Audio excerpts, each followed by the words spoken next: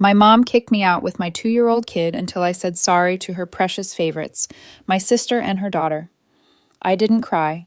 I simply reported this to my grandma, and what happened the next day destroyed their lives. My name's Sonia, and if I told you everything I endured under my mother's roof, you'd probably wonder how I kept from breaking. It started when my husband left me.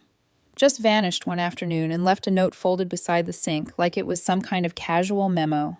No explanation, no goodbye to our daughter. I called his phone over and over, and finally he sent one text. Said he was in love with someone else, a woman he met on a trip to Mexico. Her name was Gabriella. He said he felt alive with her, like he'd been reborn. Meanwhile, I had a toddler clinging to my leg, diapers to buy, rent unpaid, and a fridge with half a bottle of ketchup and 1 egg. I called my mom.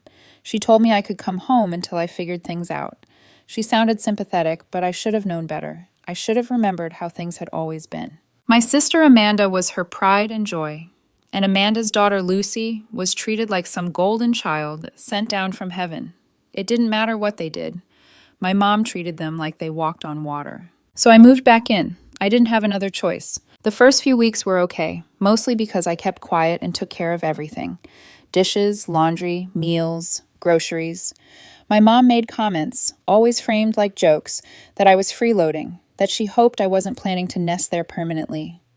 Amanda barely looked at me unless she needed something, which was usually a babysitter for Lucy. That's what I became, the free, invisible help. And my own daughter, they barely noticed her.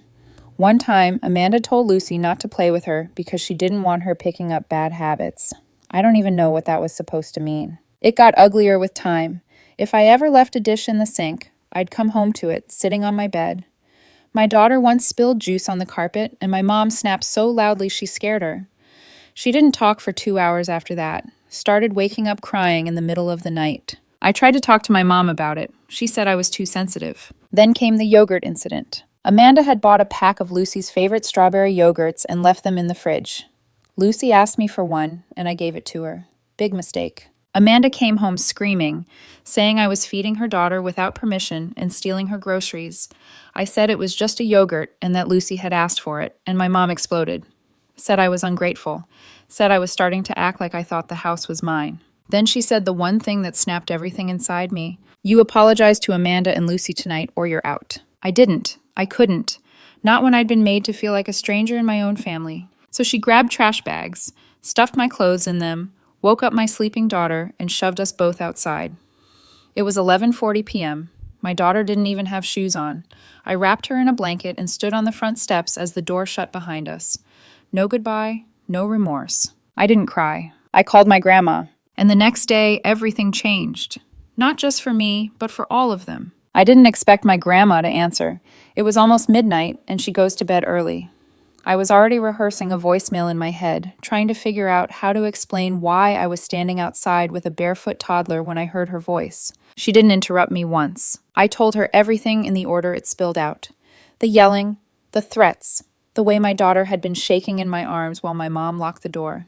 When I finished, there was a long pause.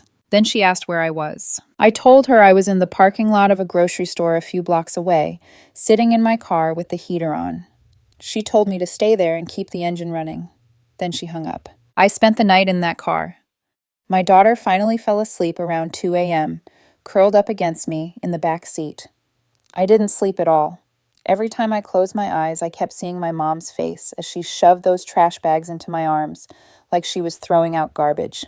A little after 7 in the morning, my phone rang. It was my grandma again. She told me to come back to the house. I told her I couldn't. She said I could, and that was that. When I pulled into the driveway, her car was already there, parked right in front. That alone was enough to make my stomach twist. My grandma never showed up unannounced. Ever. I walked in holding my daughter's hand, bracing myself for another fight. But the house felt different. Too quiet. My mom was sitting at the dining table with her arms crossed. My dad stood near the hallway like he didn't know where to put himself.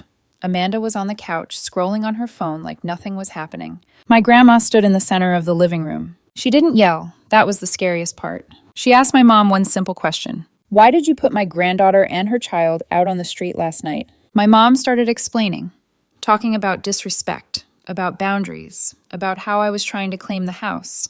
That's when my grandma stopped her. She reminded everyone that the house didn't belong to my parents, that it never had, that she bought it with her own money and let them live there because they were family.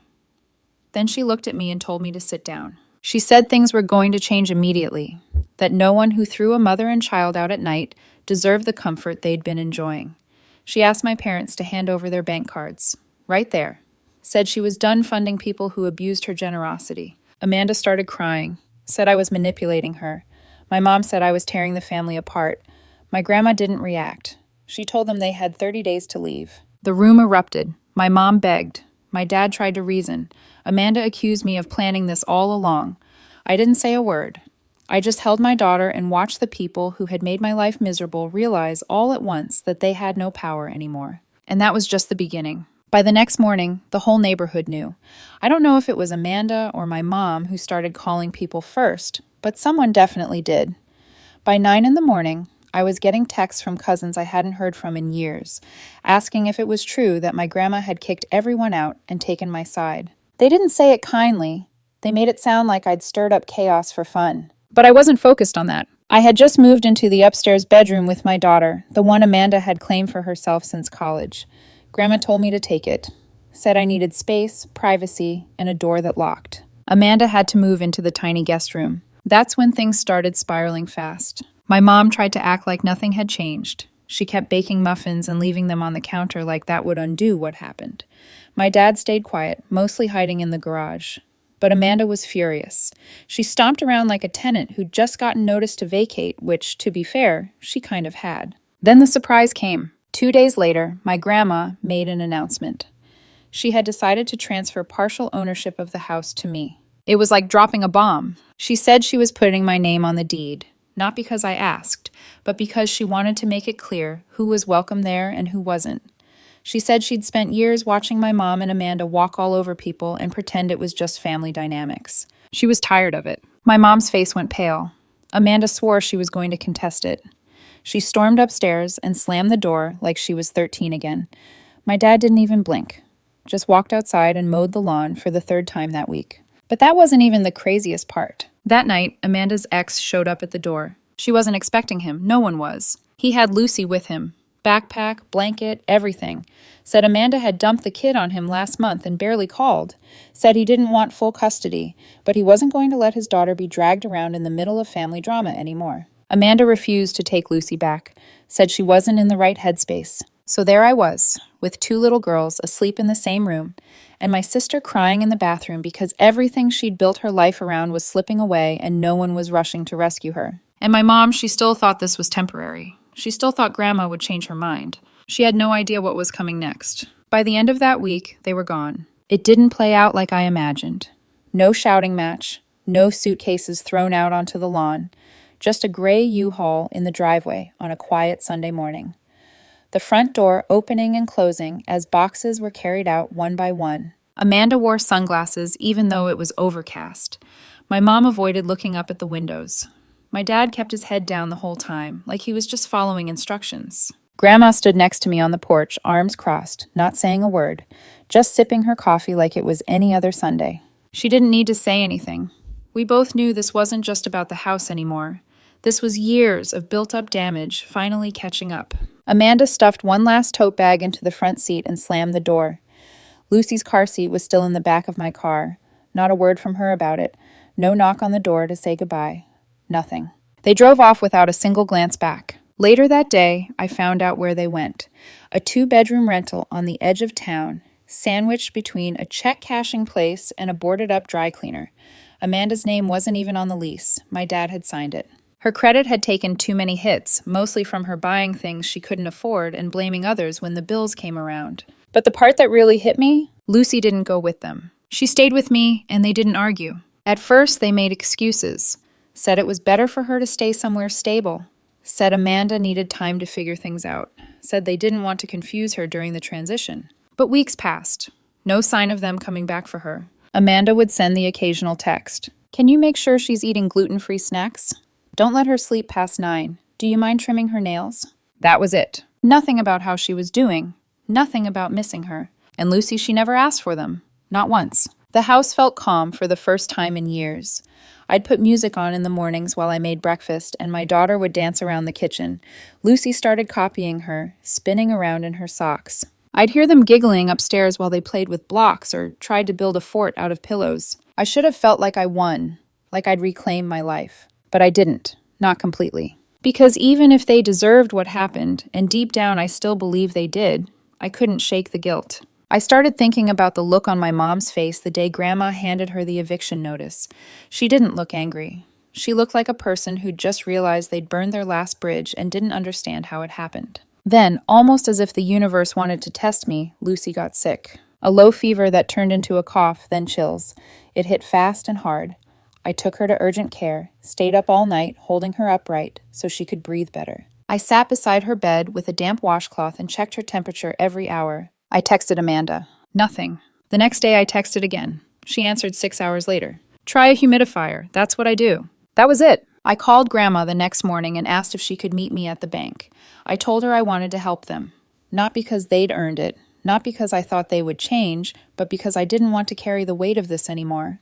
I didn't want to become like them, cold, bitter, waiting for someone to fail so I could say, I told you so.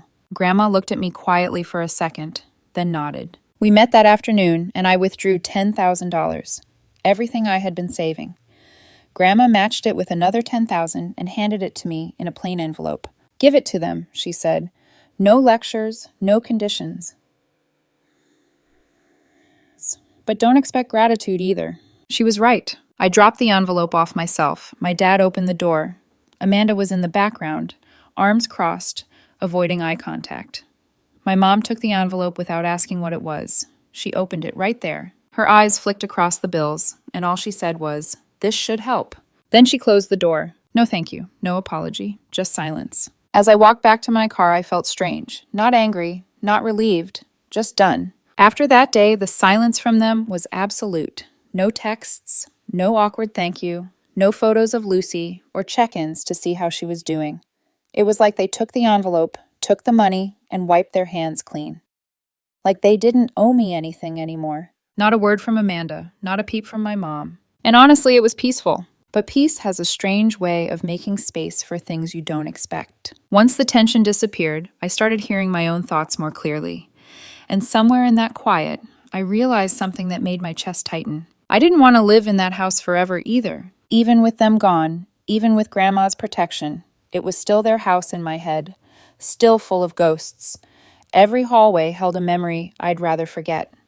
I wanted something that was mine, a place with no screaming, no slammed doors, no invisible lines drawn between who mattered and who didn't. One night, after the girls had fallen asleep, I told Grandma. We were sitting outside on the back steps. The air was thick and warm, the kind of air that holds on to the heat long after the sun's gone down. I didn't prepare a speech, I just said it. I think I want to move out. She looked at me for a second, then smiled in that way she always does when she's already 5 steps ahead. Good, she said. I was wondering when you'd figure that out. I laughed, but she wasn't being sarcastic. She told me she'd already started setting aside money to help me once I was ready. Said she'd pay for my rent the first year and help with childcare so I could start working again. She wanted me to build something stable, something clean, something that didn't carry the weight of other people's bad decisions. I started looking the next day. Within 2 weeks, I found it. A small apartment across town. Nothing luxurious, but it had 2 bedrooms, new paint, a quiet street, and a little patio that felt like a promise. I didn't tell anyone where I was going. I just packed up, cleaned out the room Amanda used to think she owned, and left. No drama, no goodbyes. The same day I got the keys, Grandma made her own move. She called a family meeting without me and laid everything out. She told them that I was gone now, not because they won, but because I'd outgrown the mess. She told them the house would stay in the family, but not in their names. It was still hers, and as long as they wanted to live there, it would be under her conditions. That meant no more tantrums, no more power games, and no more treating the house like a throne. She ended the conversation with something I didn't expect her to say. Sonia gave you a chance to start over, even after everything, she told them. Don't embarrass her again. And just like that, they moved back in. My mom, Amanda, my dad, all of them crawling back, not because they wanted to, but because they had to. The rent they were paying drained what little money they had left. Amanda swallowed her pride. My mom stayed quiet. My dad followed as usual. Lucy came back too, but only part-time. She had adjusted to life with us, with me and my daughter, and now she'd be bouncing between houses, something no 4-year-old should have to do.